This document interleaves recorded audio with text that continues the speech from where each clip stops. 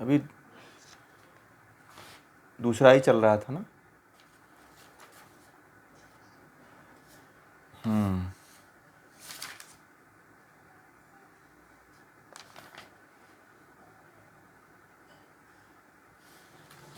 क्रोध और त्याग, अब त्याग है ना, क्रोध हो गया था ना, क्रोध, त्याग पे चलते हैं हम लोग।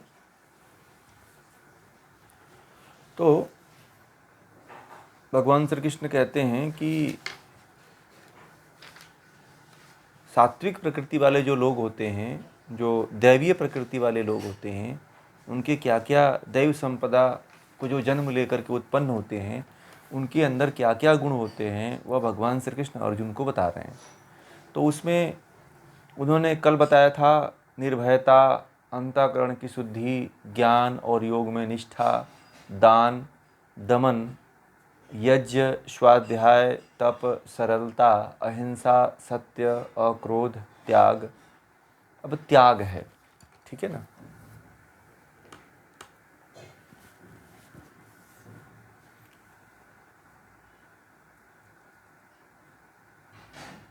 त्याग क्या होना चाहिए, त्याग का तात्पर्य समझते हैं आप, क्या त्यागेंगे? भगवान श्री कृष्ण ने क्या आपको त्यागने के लिए कह रहे हैं? हाँ, कर्म फलों की आसक्ति त्याग सकते हैं, और क्या त्याग सकते हैं? बहुत अच्छा बोला आपने। और भी कुछ त्यागने वाली चीज है? बताइए, सभी लोग बताइए।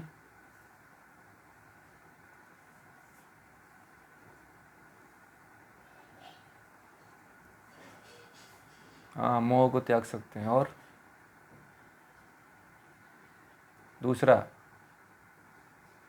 और बताइए, क्या त्याग सकते हैं आप लोग? हाँ, बहुत अच्छा आपने बताया, इंद्रियों के विषयों को त्याग करना। और भी कुछ बचा? बहुत अच्छा आप लोगों ने समझा और कि क्या त्यागना चाहिए। और हाँ, ये भी सोचना जरूरी है कि प्रकृति का भी त्याग करना है। बहुत अच्छा। और बताइए, और क्या त्याग सकते हैं आप लोग? घर छोड़ के भाग जाएंगे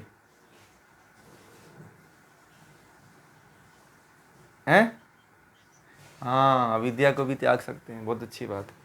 अविद्या ही तो सारे दुखों की जननी है ना। और बताइए, कुछ त्यागने लायक है जीवन में? ये सब कुछ लेके चलने लायक है? माया, अभी माया पढ़ के आ रहे हैं आप लोग हैं? माया को पकड़ के रखना चाहते हैं क्या आप लोग? और क्या त्याग सकते हैं?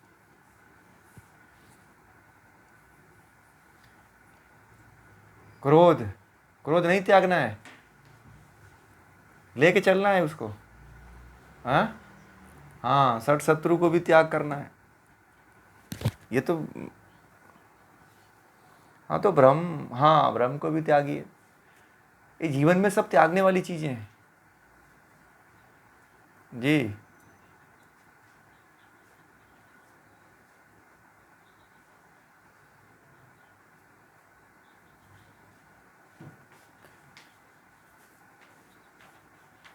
कैसे चलते रहेंगे? आप त्याग करो। आप त्याग करने के लिए अब सोच रहे हैं कि अब ये जीवन में चलता रहेंगे, तो फिर तो अब वो आप सोच रहे हो कि आते जाते रहो, कोई बात नहीं है, मौसी का घर है ये तो।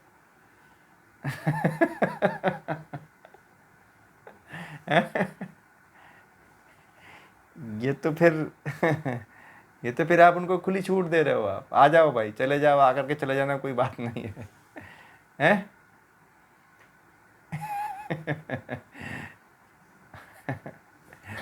ये तो फिर वही वाली बात हो गई ना कि आते जाते रहो, कोई फर्क नहीं पड़ता है, फिर लड़ेंगे, फिर गिरेंगे, फिर उठेंगे, फिर गिरेंगे, फिर उठेंगे।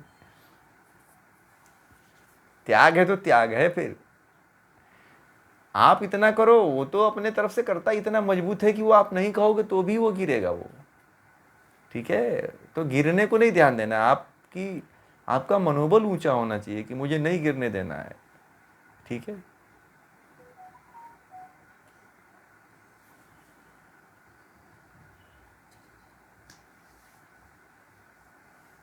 सब आ जाता है ना, वो तो माया आ गई तो अहंकार तो आएगा ही। हाँ, फिर अति निद्रा ले रहे हैं, खूब सो रहे हैं, जीवन में यही त्याग है। खूब खा रहे हैं, शरीर को बढ़ा रहे हैं इधर से उधर, फिर खाना छोड़ देते हैं।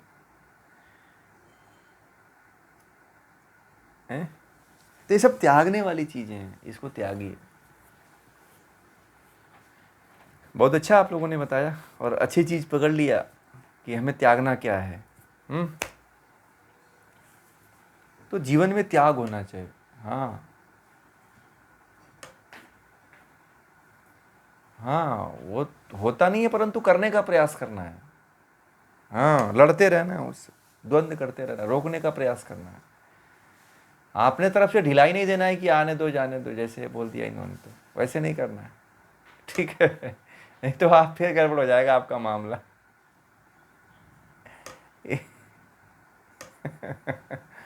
ठीक है।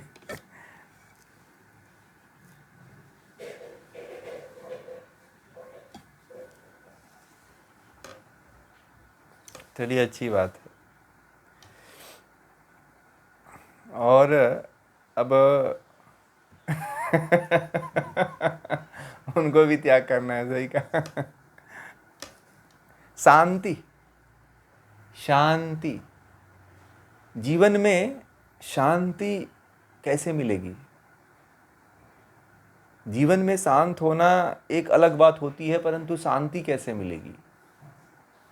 जब आप जीवन के द्वंद्वों को सहन कर जाएंगे तो वहीं पे शांति मिलती है। संतोष और द्वंद्वों को सहना, ठीक है। जब व्यक्ति के अंदर द्वंद्वों को सहने की क्षमता आ जाती है तब, और दूसरा तब होता है, जब कब होता है?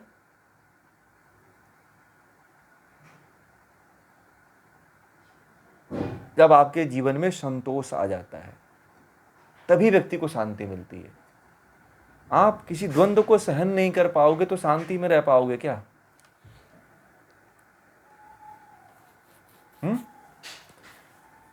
द्वंद्व का मतलब समझते हैं ना, कल बताया था, तपो द्वंद्व सहनम, भूख प्यास मान अपमान जय पराजय, देखा होगा ना।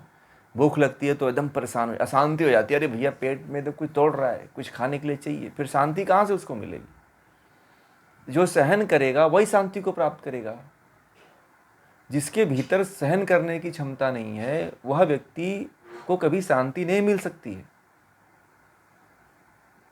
तो शांत होने के लिए जो है, द्वंद्वों को कंट्रोल करना जरूरी है, सहन करना जरूरी है, और जो आपके पास है उसी में संतुष्ट रहना ही क्या है? शांति का प्रतीक है, शांति का द्योतक है, शांति को देने वाला है। नहीं तो आप मान लीजिए आपके पास लाख रुपए, सोचते हो कि फिर 10 लाख रुपए आ जाएं। भगवान ने आपको 10 लाख रुपए दे दिया, सोचते हो नहीं अब तो 10 करोड़ होना चाहिए। फिर 10 करोड़ दे दिया, फिर 10 करोड़ से ऊपर सोच रहे हो कि अब तो 10 अरब होना चाहिए, है ना। मिलियन ट्रिलियन बिलियन में आप चले जाते हो आप। तो ये संतोष नहीं है, फिर ये क्या है? असंतोष है, असंतुष्टि है। तो फिर शांति मिलेगी क्या आपको? बताइए।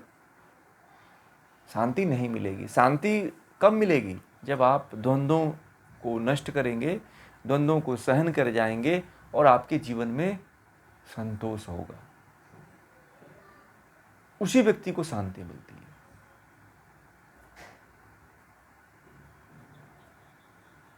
हाँ, प्रतिपक्ष भावना भी अगर करते हैं तो भी शांति मिलेगी। परंतु एक बात जानते हैं, प्रतिपक्ष भावना में क्या होती है? प्रतिपक्ष भावना में एक द्वंद्व चलती है ना, वह पूर्ण रूपेण जो कहा जाए उसमें शांति नहीं मिलेगी, क्योंकि लड़ाई चलेगी।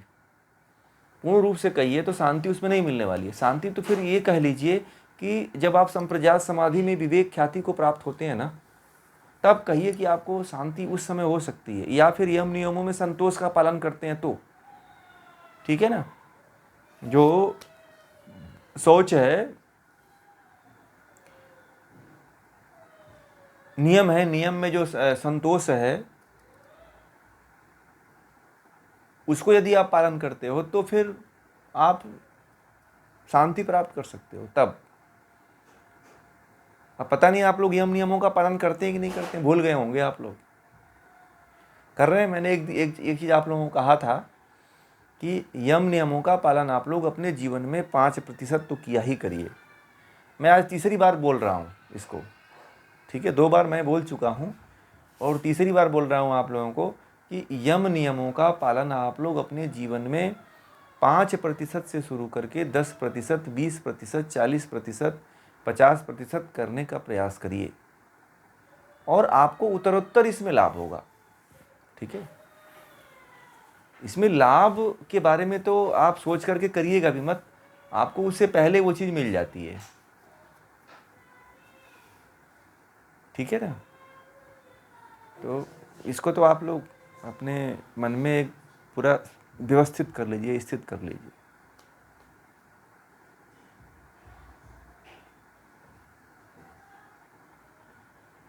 ठीक है?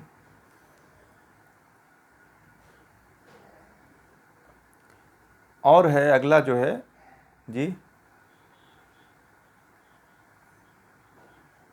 होगा ही नहीं, फिर आप आगे का भी कोई साधना नहीं कर सकते। देखिए, चाहे आप जैन धर्म में हो, चाहे आप किसी भी धर्म में हो, आप बौद्ध धर्म में हो, हिंदू धर्म में हो या किसी धर्म में हो, धर्म नहीं है तो एक पंथ है, समझ रहे हैं ना? एक उसके पार्ट हैं। सनातन परंपरा के, सनातन वैदिक संस्कृति के एक पार्ट है, ये एक स्तंभ है, ठीक है ना? ये धर्म नहीं है, ये अलग कोई धर्म नहीं है, सब अपने ही है। परंतु इसमें क्या है कि कॉमन एक ही चीज़ है। क्या है? यम और नियम। चाहे जैन में चले जाओ तो, चाहे बौद्ध में चले जाओ तो, चाहे सिख में चले जाओ तो, किसी में भी चले जाओ, कॉमन वही है। और उसको जो नहीं पालन कर पाता है उसका जीवन का प्रारंभ ही नहीं होता है। वो मतलब, मेरे कहने का मतलब क्या आप लोग समझे कि उसके जीवन का प्रारंभ मतलब क्या?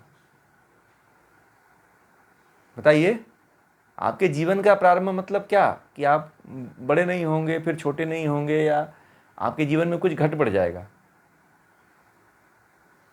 क्या समझे आप लोग? साधना का प्रारंभ नहीं हुआ ना। कबीरदास जी ने कहा कि आप, फिर वही वाली बात हो गई कि व्यक्ति भूल जाते हैं कि हमें कहाँ जाना होता है, माया में फंस जाते हैं और परमात्मा को छोड़ करके उसका प्रारंभ नहीं होता है, साधना का प्रारंभ नहीं होता है, ठीक है ना? बिना यम नियम का पालन किए हुए व्यक्ति साधना के क्षेत्र में पदार्पण नहीं करता है। और जो यम नियम को पालन करता है अपने जीवन में ना, 5% भी जो पालन करता है वो बिना कहे हुए पहुंच जाता है। ये नोट कर लीजिएगा। यदि मैंने ये चीज़ प्रयोग किया हुआ है, मैं आप लोगों को ये प्रयोग बता रहा हूँ, मैं नहीं कहता हूँ कि आप 100% पालन करिए, नहीं। आप यम नियम को 5 से 10% पालन करके देखिएगा, आप कैसे अध्यात्म में उतरते हो, आपको पता ही नहीं चलेगा आप कहाँ तक पहुँच गए। मैं बहुत ज़्यादा नहीं कह रहा हूँ, 5%, 10% करके देखिए। जब आपको ना इसके लाभ दिखने लगेंगे तो फिर आपको लगेगा, अरे ये तो हमने खजाने को छोड़ दिया था, ये तो हम जो है खजाने को छोड़ करके और नाहक जो है इस संसार में फिर रहे थे। मैंने ऐसा अनुभव किया है, मैं तब आप लोगों को ये बता रहा हूँ। ऐसे नहीं कहूँगा कि आप लोग 5%, 10% करो, ये कोई दबाव नहीं है किसी के ऊपर, ये व्यक्तिगत मेरा मामला है, ये मेरा व्यक्तिगत अनुभव है जो मैं आप लोगों को बता रहा हूँ।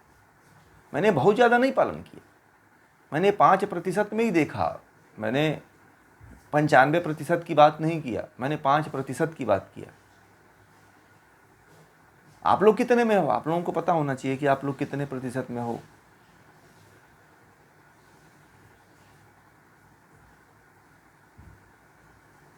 आप कोई कहता है ना कि किसी से कहो कि ये पालन करो ना, तो कहता है कि ये कहाँ हो पाता है, संसार है, ये जीवन है, ये फिर संसार में झूठ बोलना पड़ता है, चोरी करनी पड़ती है ना, अहिंसा करनी पड़ती है, ज़्यादा रुपए पैसे इकट्ठा करके रखना पड़ता है ना, तो फिर डॉक्टर के पास जाएंगे कैसे? तो ये तमाम बातें हैं जो आपको इनसे अलग कर देती है, और आपको लगता है कि जो हम कर रहे हैं वही सबसे श्रेष्ठ है, परंतु आपको ये नहीं पता है कि दुनिया का अनमोल खजाना जो है यम और नियम में छिपा हुआ है। जब आप लोगों को योग दर्शन पढ़ाएंगे तो उसके लाभ को बताएंगे कि आपको क्या क्या लाभ होता है।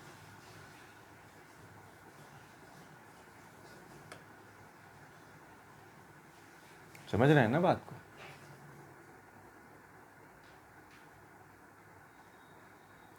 आगे चलते हैं।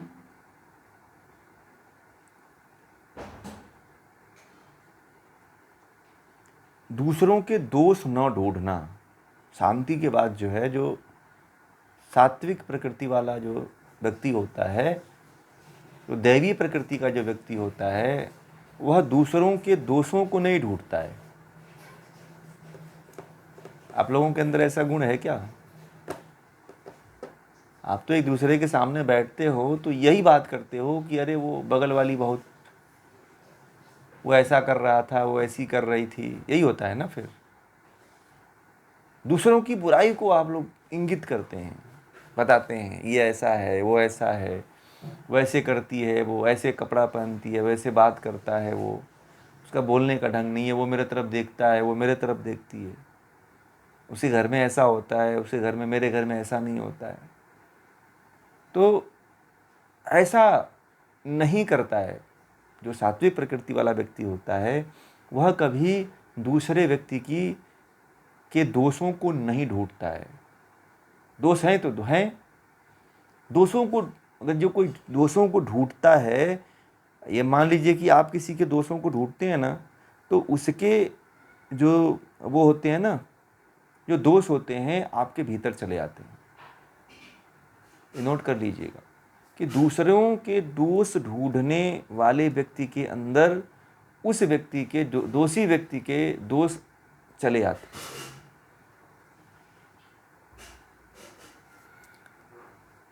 अब आज के बाद ढूंढेंगे आप लोग, बात करेंगे किसी के बारे में, आप छोड़ दो भाई, वो दोष है तो दोषी है।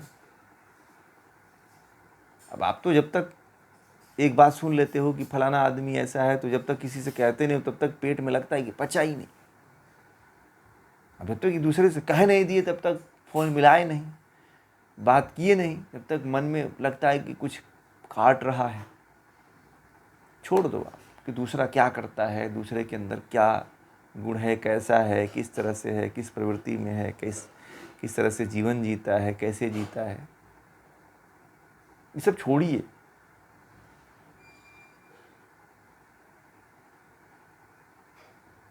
ठीक है?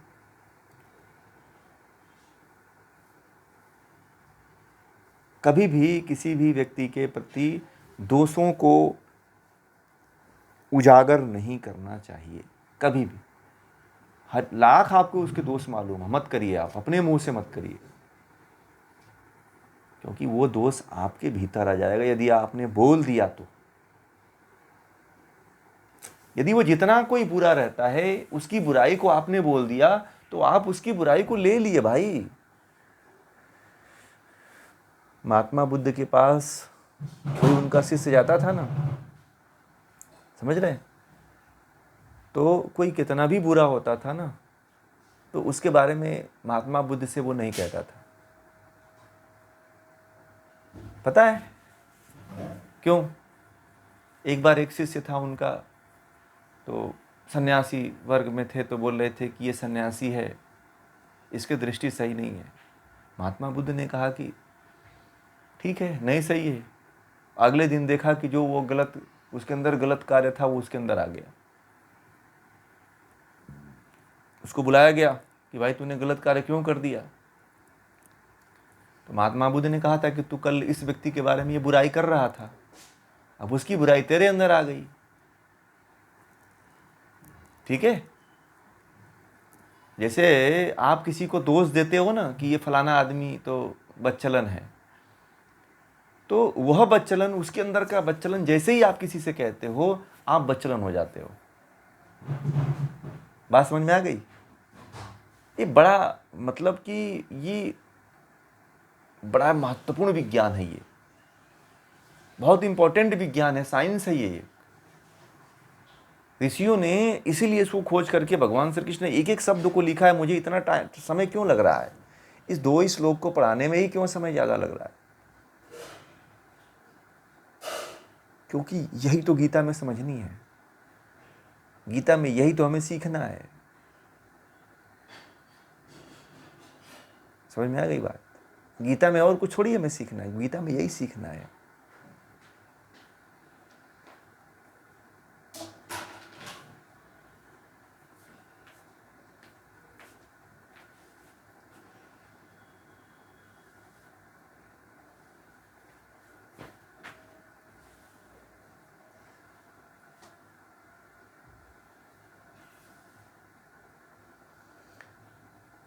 अगला है प्राणियों पर दया करना। तो किसी प्राणी पे, चाहे छोटा हो चाहे बड़ा हो, उस पर दया भाव रखिए। दया रखते हैं आप लोग? आप किसी जीव जंतु को खाते पीते तो नहीं है ना, इसीलिए शाकाहारी बन जाइए। कितने लोग शाकाहारी हो गए हैं अभी? सभी लोग हो गए हैं? बन जाइए, नहीं है तो बन जाइए। जो पहले से हैं उनके लिए धन्यवाद है, जो नहीं है वो जो जी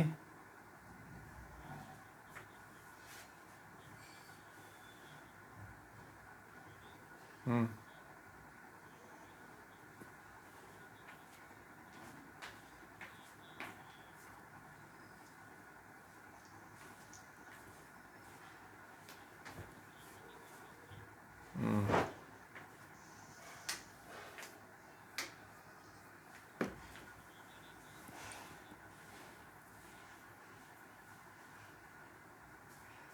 वो देखिए, एक बात बताओ,